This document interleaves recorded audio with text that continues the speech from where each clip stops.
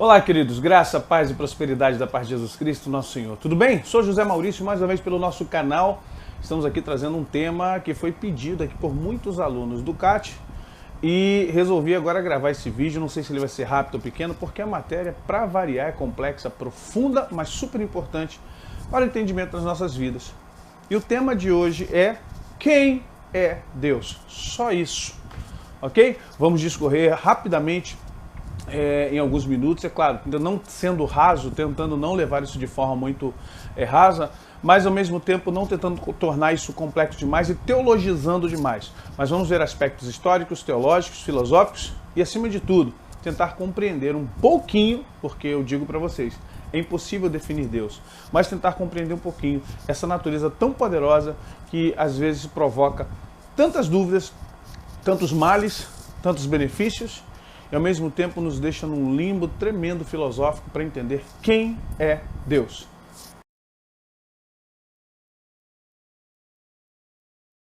Ó profundidade das riquezas, tanto do conhecimento quanto da sabedoria de Deus. Quão insondáveis são os seus juízos e quão perfeitos são seus caminhos. Quem conheceu a mente do nosso Senhor? Quem foi seu conselheiro? Quem deu a ele primeiro para que depois pudesse ser recompensado? Porque dele, por ele e para ele são todas as coisas. Glórias, pois, sejam dadas a ele eternamente. Amém.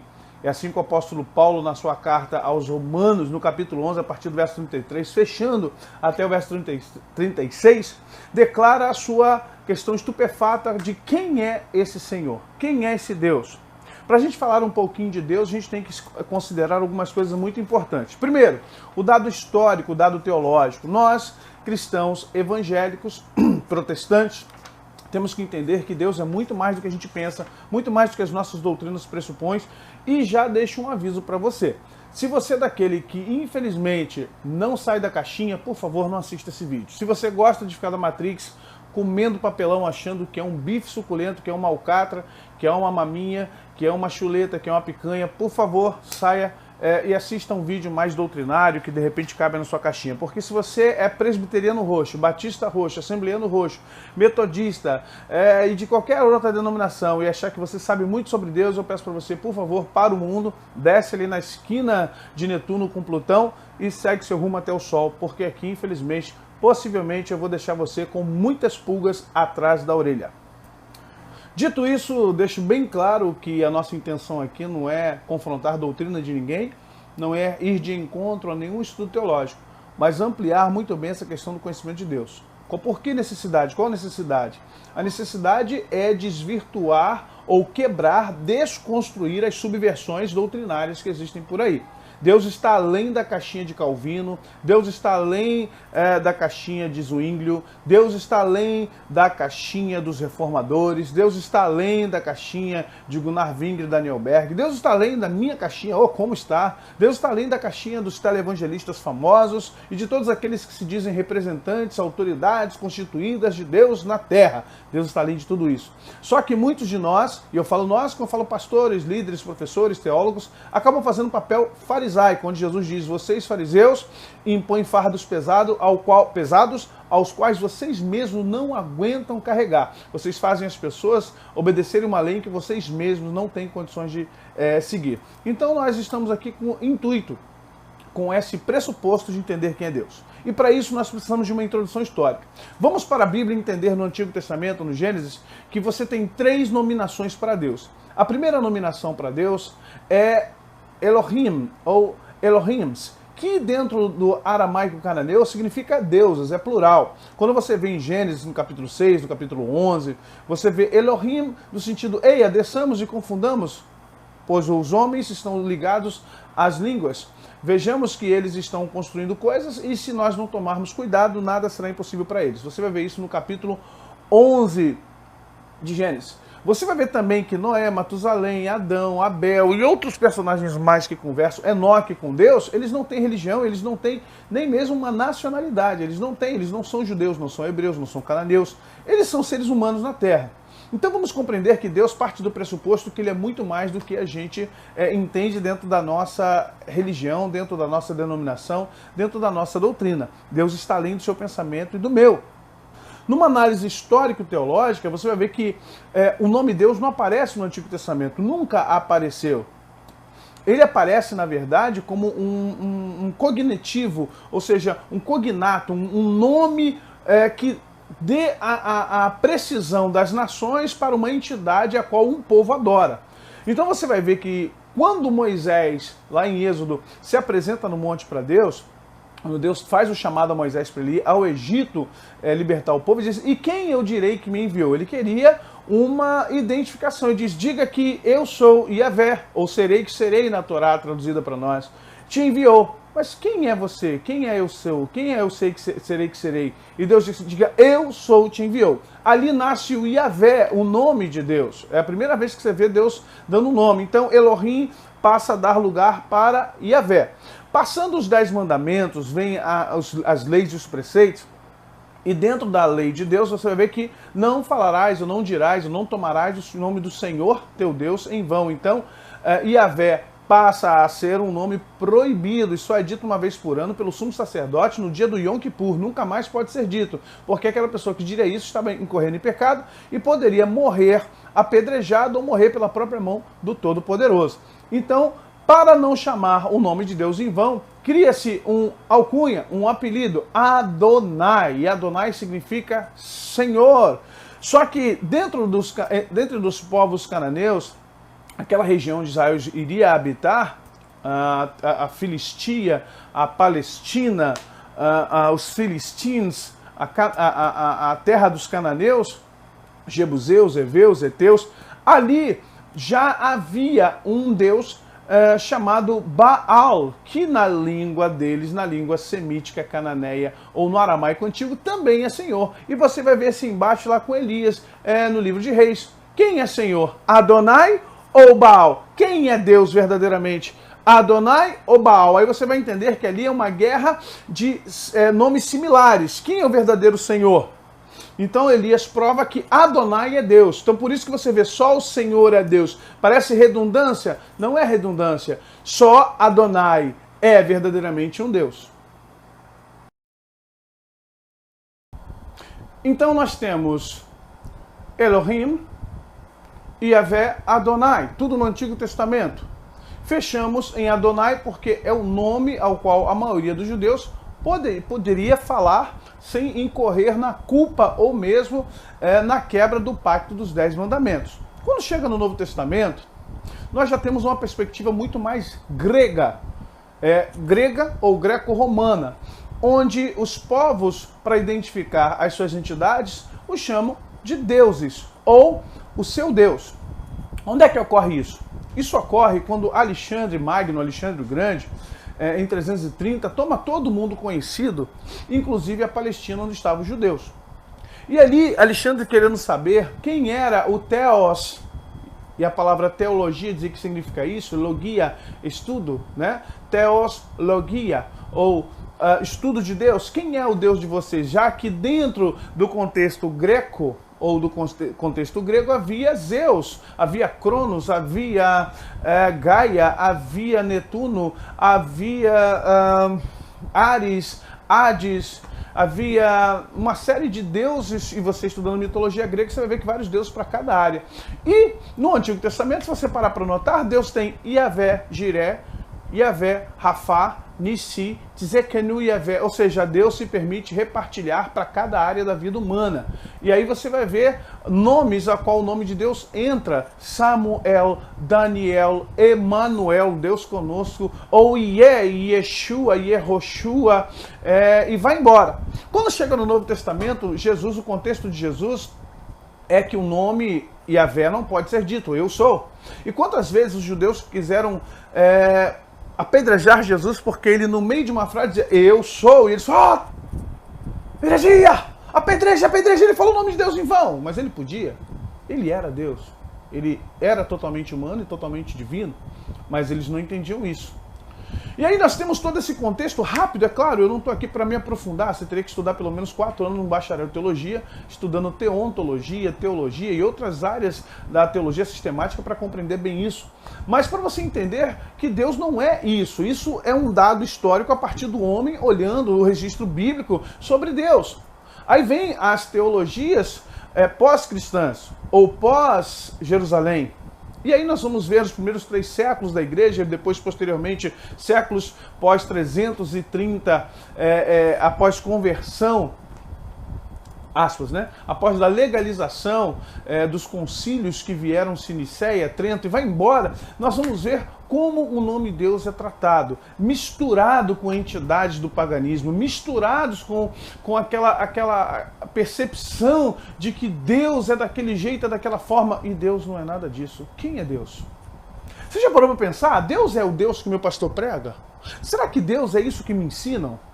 Deus é isso mesmo? Deus é o Deus que tem raiva? É o Deus que tem ciúmes? Será que Deus é o Deus que castiga? Será que Deus é o Deus que verdadeiramente se vinga? Parou para pensar o que é vingança? Vingança, a palavra vingança em inglês ela é interessante, que ela é revenge. É pesado demais você pensar em vingança. Se Deus se vinga, eu fico preocupado. Quem é esse Deus? Vingança não é coisa de Deus. Vingança é coisa de homem. Raiva é coisa do homem. Ódio é coisa do homem. É que, na verdade, a Bíblia está cheia de antropotatismo, ou antropopatismo, seja lá o nome que quiser dar, ou seja, Deus tendo sentimentos do homem. O homem não sabendo quais sentimentos Deus tem, empresta para Deus alguns sentimentos que é dele, não de Deus. Mas a pergunta ainda nos persegue. Quem é Deus, então? Se você está propondo aí que o Deus da minha igreja não é o verdadeiro Deus, eu não estou dizendo que o Deus da sua igreja não é o verdadeiro Deus. Só estou dizendo que muitas vezes o Deus que nós apresentamos na igreja é um Deus pequeno, tem a nossa cara, o nosso jeito, o nosso sentimento, o nosso caráter. E Deus está muito além disso. Vamos pensar, um Deus que tem todas as estrelas na palma da sua mão, como alude o Salmo. E aí, se você pensar todas as estrelas, o salmista estava pensando o quê? Nas estrelas do céu do planeta Terra, no quadrante que a Terra consegue enxergar, a qual Deus fala para Abraão, olha, quantas estrelas? Não dá, é muita estrela. Só que o que Abraão consegue ver é um quadrante pequenininho dentro da Via Láctea. Se você pensar na Via Láctea de ponta a ponta, são 100 mil anos-luz de distância. São 400 bilhões de astros de estrelas. A Via Láctea é uma em meio a outras milhões e milhares de galáxias que existem só no nosso universo. Agora, se Deus coloca todas essas estrelas na palma da sua mão, será que o Deus que é pregado na sua igreja é o mesmo Deus com esse tamanho todo? Será que o Deus que você conhece é o Deus das canções que a gente viu passar na prova e não te ajudou? Deus vai fazer isso, Deus vai fazer aquilo. Olha, infelizmente a nossa teologia ela persiste no Antigo Testamento, ela persiste num Deus pequeno, com a cara do ser humano, ela persiste num Deus da teologia humana, ela persiste num Deus doutrinário, um Deus que infelizmente, enquanto você e eu não o conhecermos de forma correta, ampla e plena, nós vamos ter problemas de existência. Por que eu estou insistindo nesse vídeo? Porque eu estou cansado de ver cristãos que têm problemas sérios de comunhão com Deus, porque na verdade os deuses, eu vou chamar de deuses, tá? Perdão, porque não é o verdadeiro Deus. Os deuses que eles buscam têm a cara do pai, têm a cara da mãe. Na verdade eles querem preencher um vazio paterno, e aí Freud explica, não é o Espírito Santo quem explica, nem a teologia. O Deus que quer buscar é um Deus Silvio Santos. É um Deus que vai te dar dinheiro, é um Deus que vai te dar casamento, é um Deus que vai te dar muita coisa, é um Deus que só aparece no monte quando um matinho verde aparece para você lá no monte na oração gritando. Me perdoe, Deus está acima disso, acima de todas essas coisas. Por isso que Paulo diz, ó profundidade das riquezas, tanto do conhecimento quanto da sabedoria de Deus. Quem conheceu a mente do nosso Senhor?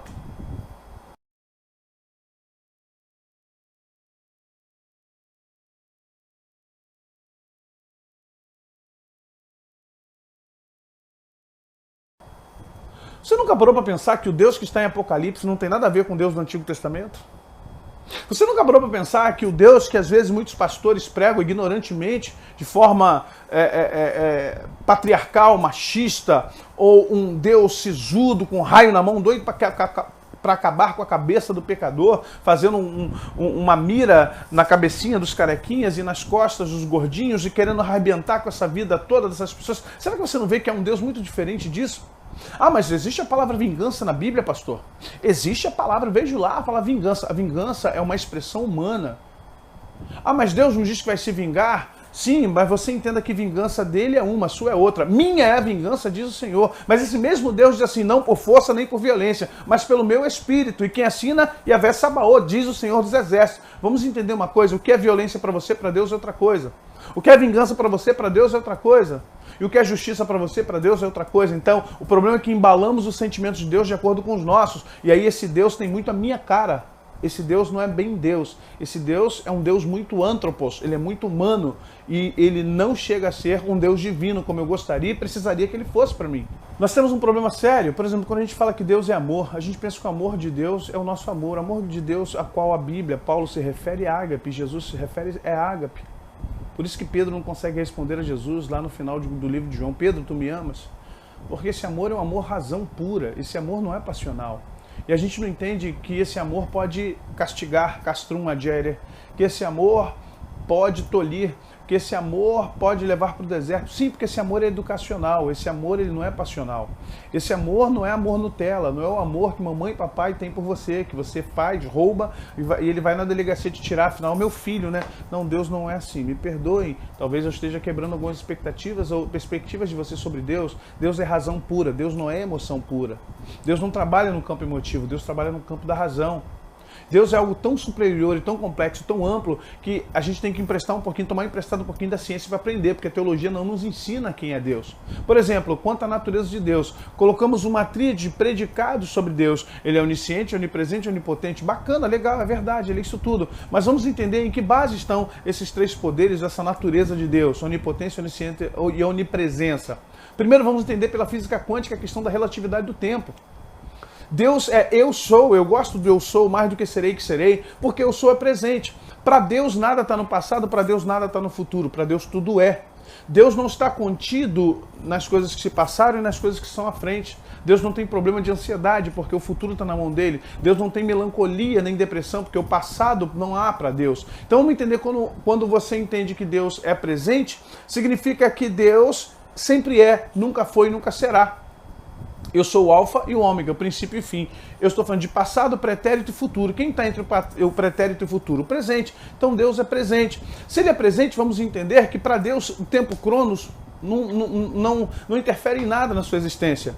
Deus vai ao passado, como vai ao futuro, como está no presente. Coisas que para nossa mente é impossível de imaginar, mas Deus anda na linha do tempo para lá e para cá. E quem comanda o tempo, segundo a física teórica, a física quântica, quem comanda o tempo comanda tudo, e é verdade.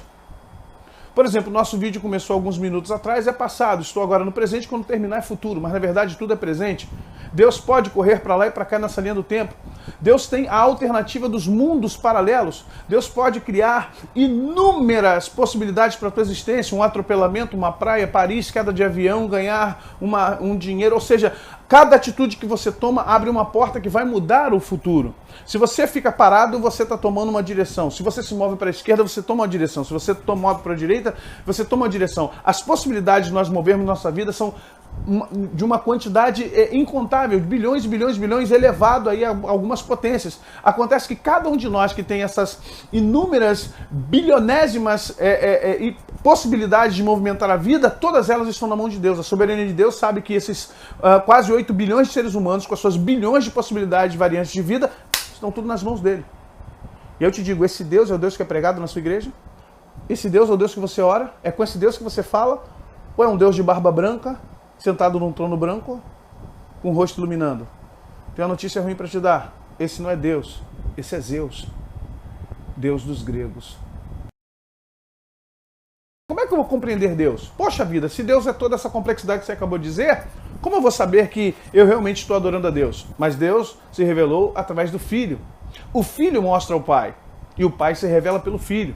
Entenda, quando o autor aos Hebreus começa a sua carta e diz assim: tendo Deus, o autor era falado, de muitas vezes e por muitas maneiras aos nossos pais e pelos profetas. Hoje nos fala através de Jesus, que é o herdeiro de todas as coisas, é criador de tudo o que há. Ele corrobora com João: no princípio era o verbo era Deus, o verbo estava com Deus, e o verbo se fez carne e habitou entre nós. Jesus, no mesmo evangelho de João, diz: eu e o Pai somos um, quem vê a mim... Natanael, eu estou com vocês há tanto tempo, você me pergunta, mostra-nos o Pai, você diz: não, olha para mim, quem vê a mim vê o Pai. Aí quando Paulo se converte, ele entende tudo isso, e aí Paulo é o diferencial dessa questão de conhecer Deus, e é claro que ele é judaizante no sentido de apresentar Deus através de uma doutrina hebraica, e o nosso erro não é buscar Deus da forma paulina, mas o nosso erro é tentar tentar diminuir Deus para caber dentro de nós. Não é Deus que diminui para caber dentro de nós, somos nós que crescemos para que Deus caiba dentro de nós. O problema está aí, nós estamos subvertendo. Você tem que crescer para conhecer Deus, você não tem que fazer Deus diminuir para caber em você, porque Deus não se diminui. E cada vez que você tenta diminuir a Deus, pior fica para você. A sua tentativa de entender Deus fica mais frustrada. Aí você não entende. Você diz assim, aí é muito fácil cantar. Ninguém explica Deus. Ninguém explica Deus porque não quer explicar Deus, porque não quer entender Deus. Moisés um dia fez um pedido ao Senhor, tremendo e maravilhoso. E, Senhor, se achei graça diante dos seus olhos, e o Senhor disse que me conhece pelo seu nome, revela-te a mim, eu rogo. Eu quero te entender. Eu quero te conhecer. Eu quero te ver face a face. E Moisés pediu de uma forma muito profunda, e Deus falou, Moisés, ninguém agora pode me ver face a face. Aí algumas pessoas erradamente pegam isso, fazem, tá vendo? Mistério de Deus, não pode. Ei, cheguemos-nos, pois, com ousadia, pelo novo e vivo caminho, pelo véu, pela carne, pelo sangue de Cristo. Eu sou o caminho, a verdade e a vida. Ninguém vê ao Pai senão por mim. Cheguemos-nos, pois, com ousadia, pelo novo e vivo caminho. Você agora, você pode, leia em Hebreus isso, você pode ir onde Moisés não pôde ir. Você pode, através do Filho, chegar onde Moisés não podia chegar. Vamos ver Hebreus capítulo 11, depois capítulo 12. Capítulo 11, heróis da fé. Quando fecha lá verso 38 até o final, diz assim, todos estes que foram heróis da fé, não alcançaram, para que sem nós, eles não conseguissem fechar o ciclo. Aí começa o capítulo 12. Portanto, nós que estamos cercados de tão grande nuvem de testemunha, corramos para a carreira que nos está proposta. Deus pode se revelar a você sim, Deus pode se revelar a mim sim, porque o Filho veio para isso, para que o Pai se revelasse através dele. Então a gente tem que parar de criancice, parar de palhaçada. Esse Deus que mata. Quem te viu passar na prova e não te ajudou, bobão? Vamos sair desse pentecostalismo boçal. Vamos sair dessas crendices, esses placebos evangélicos, esses placebos de revelações, esses placebos de visão de anjo. Estamos vivendo no Velho Testamento e não chegamos aos pés de Elias, não chegamos aos pés de Eliseu, não chegamos aos pés de Moisés, não chegamos aos pés de Enoque. Queremos o evangelho, queremos a doutrina do Antigo Testamento, mas não queremos a vida dos profetas do Antigo Testamento. Ninguém quer ir para os antros, ninguém quer ser decapitado, ninguém quer ir para a cova dos leões. A gente quer o pentecostalismo facinho, ó, moleza. Reuniãozinha aqui, subir no monte ali, vida que é bom, ninguém quer ter. Sem isso, Deus não se revela. Tem que ter vida com Deus. Sai dessa infância espiritual. Sai desse mundo lúdico. 40 anos de evangelho, 50 anos de evangelho e o mundo lúdico. João viu 7 castiças de anjo. João viu a cidade de Santo... Ei, para. Ou a gente amadurece e cresce, ou o Deus que a gente conhece vai ser esse aí, da tua igreja. O Deus que a gente conhece vai ser isso. Mas isso é Deus! Vai ser esse Deus aí. Um Deus infantil, um Deus da creche da Tia Naná, um Deus da escolinha do barulho, um Deus ao qual os milagres na verdade, ele se retém numa tirada de caroço, numa cura de alguma coisa. E você acha que Deus é um Deus só de cura de corpo humano? Deus é muito mais do que isso.